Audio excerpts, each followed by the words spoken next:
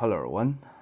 Today's poem is 少南甘棠 by Yi Ming, a Shao Wind poem from the Book of Songs. As we know, the Shao state is the very original place, the homeland of the Zhou people.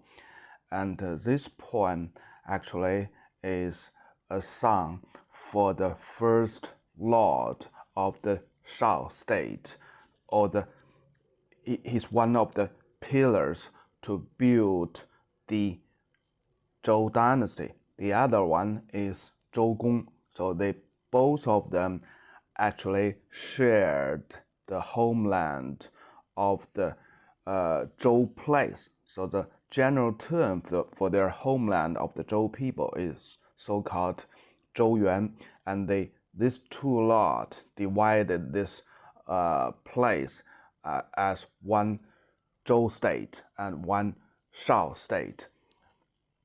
And the Lord of Shao, Shaogong, or Shaogong as it's recorded in the history book, we don't know much of his deed or his writings, his poems, according to the history books. So this poem is among the very few direct evidence or writings about him, about the Lord of Shao, the first Lord of the Shao state. The title, Gan Tang, is a type of pearl tree. So you can see that tree in the little video on the background. The tree in the background is the pearl tree described in this poem. And that tree in the picture is still located in the very original place described in this poem in Shao state today. And of course, the tree was not the original tree described in this poem, but it's by the effort of the local people. They keep planting the pearl tree in the very original place.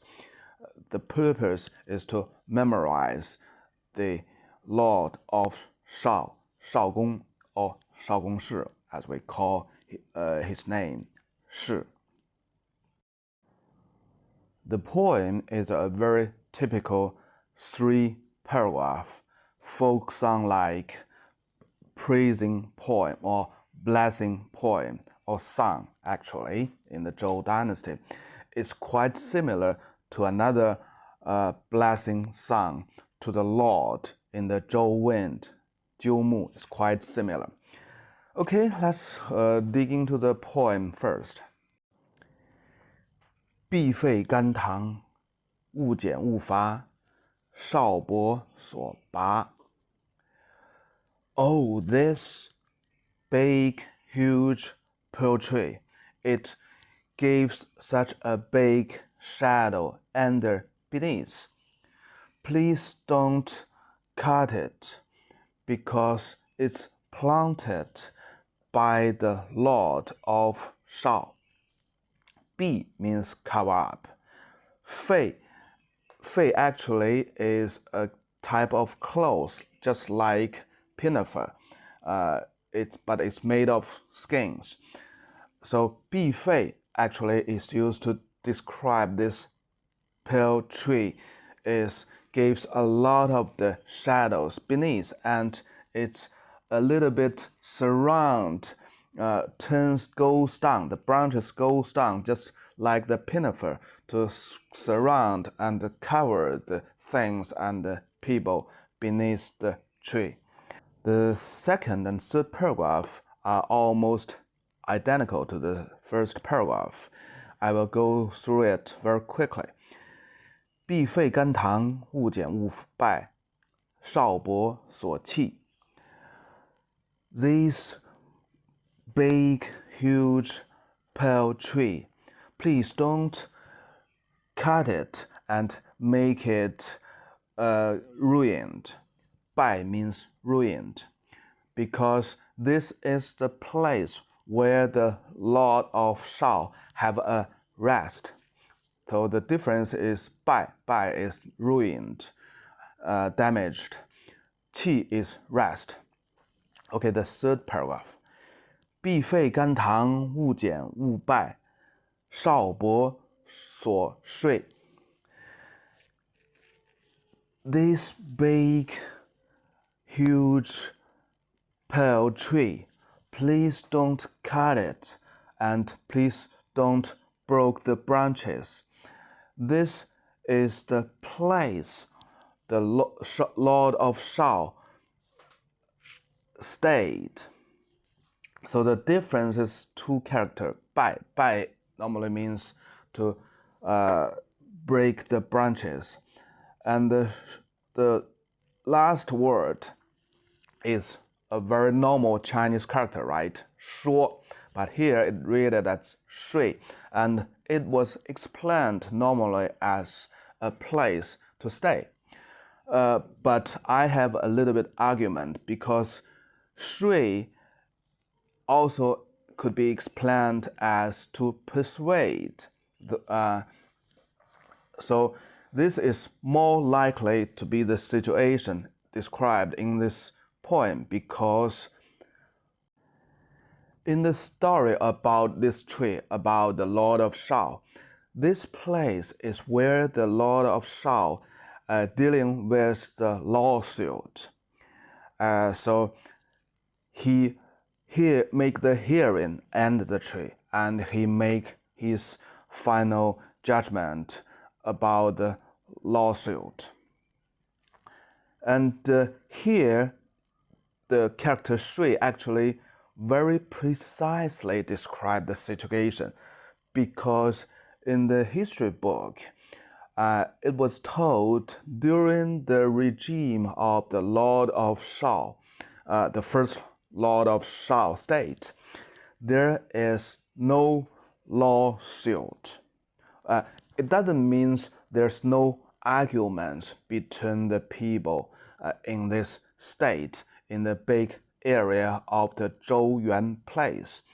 It means when there is a lawsuit and they went to the place where the Lord of Shao stayed, and this tree actually, and the Lord of Shao make the hearing to their cases, lawsuit, and then he try his best to persuade the two parties or multi parties to settle down the cases peacefully by themselves.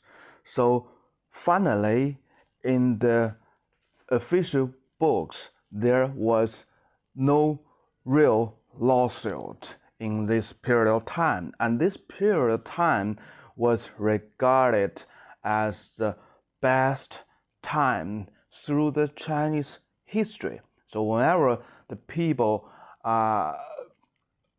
talk about political things, the first example or the very example of the governance, the period of governance was referred is 成康之治. So that's the time the Lord of Shao take in charge of the lawsuit in the big area of the Zhou place. So I do believe the last character translated as persuading is more appropriate in this poem. And this poem, 10 words, 甘棠, gives 甘棠, the pear tree, a lot of meanings in the Chinese language. So there's an idiom, 甘棠一爱.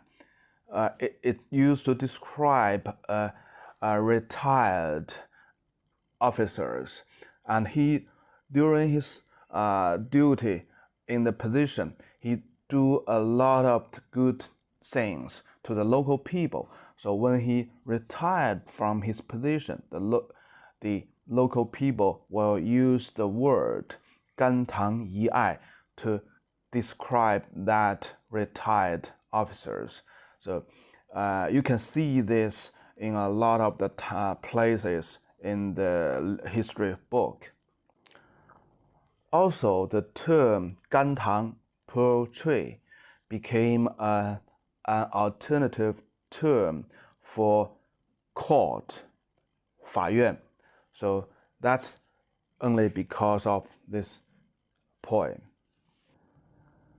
I happily found out the building's name of Sun Yat-sen Museum in Hong Kong was so-called 甘棠地, the Pear Tree House.